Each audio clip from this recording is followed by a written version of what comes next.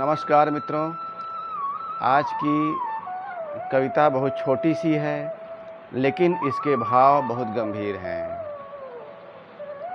इस छोटी सी कविता में यह कहने का प्रयास किया गया है कि आज भौतिक स्थिति के बढ़ने के साथ या जीवन में भौतिकता बढ़ने के साथ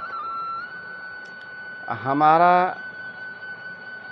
पूरा भाव क्षेत्र या संवेदना क्षेत्र अस्त व्यस्त हो गया है, या यूँ कह लें कि हम एक भौतिक प्राणी हो गए हैं, पदार्थ से जुड़े हुए प्राणी हो गए हैं। हमारे जीवन में वस्तु का ही महत्व रह गया है और भाव और संवेदनाएं दोयम दर्जे की हो गई हैं, या यूँ कह लीजिए कि गायब हो गई हैं। ऐसे में स्थिति एक स्वस्थ जीवन की नहीं बन पाती। अब फिर भी हमको जीना है, तो जो स्थिति है उसी में ही हमको रास्ता निकालना है।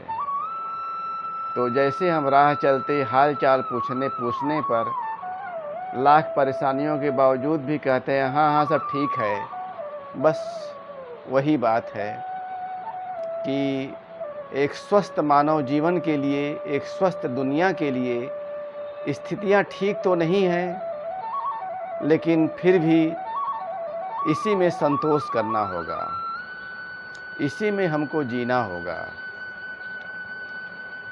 तो कविता के शब्दों पर ध्यान दीजिएगा। बदल रहा है प्रेम,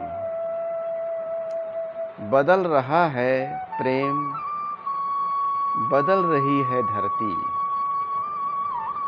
बदल रही है धरती, बदल रहा है आदमी, बदल रहा है आदमी।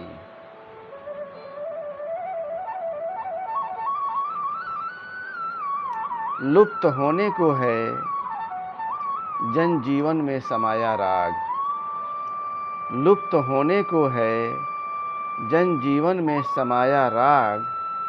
नए जमाने की नई राहों की अनजान गलियों में भटक भटक कर। लुप्त होने को है जन जीवन में समाया राग, नए जमाने की नई राहों की अनजान गलियों में भटक भटक कर। अब जीने के लिए बदलनी होगी नज़र, अब जीने के लिए बदलनी होगी नज़र।